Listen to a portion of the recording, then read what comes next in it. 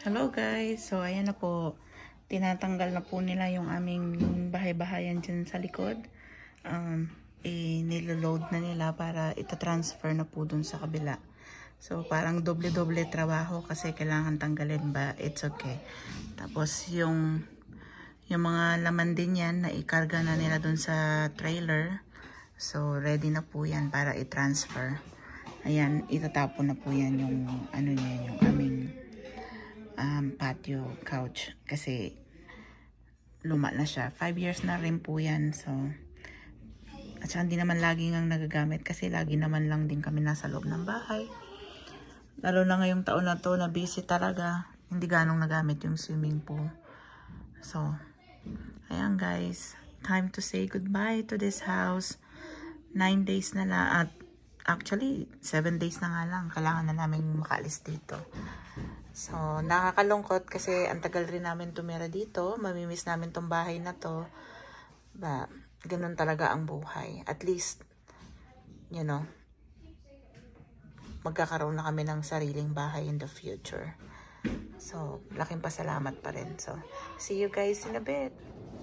So, the air show also guys is practicing right now yung mga airplane. I thought they're coming back this way, but I didn't see them. We'll see.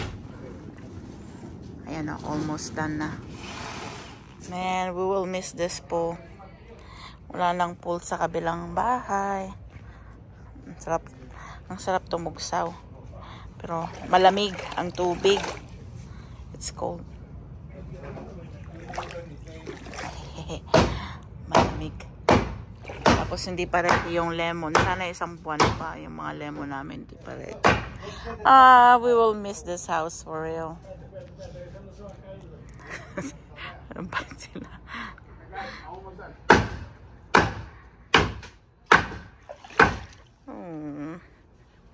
Ang sarap lumublog sa tubig.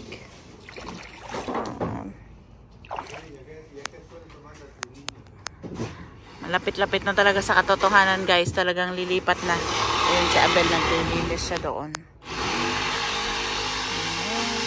The table that served us for 5 years is going away. I told them to just give it away, but they said it's too heavy. So they have to disassemble it and they don't want to assemble it back again. That was a really pretty table, but too big.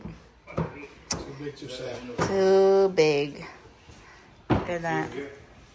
I love that table, but oh well. It already served its purpose, man. Yeah, it's the next day, guys. So today is Saturday already. Reality is coming. Look at that. TV is out the wall. All that's out of the wall.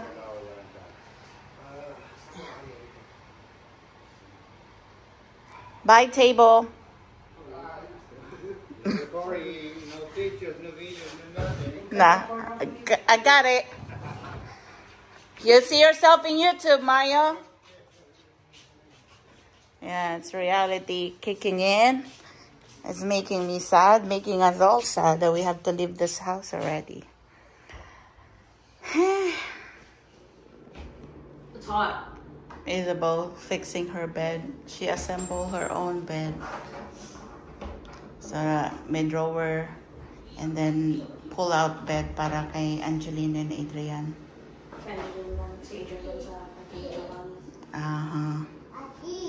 Ready na mostly ng kanyang damit ay nandito na po.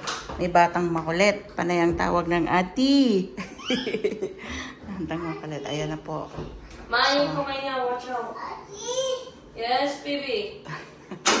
Dito na. Mag-alas 11 na ng gabi. So we gotta go home. Oh, well, this is home, but we gotta go back to the other house because it's almost 11 at night.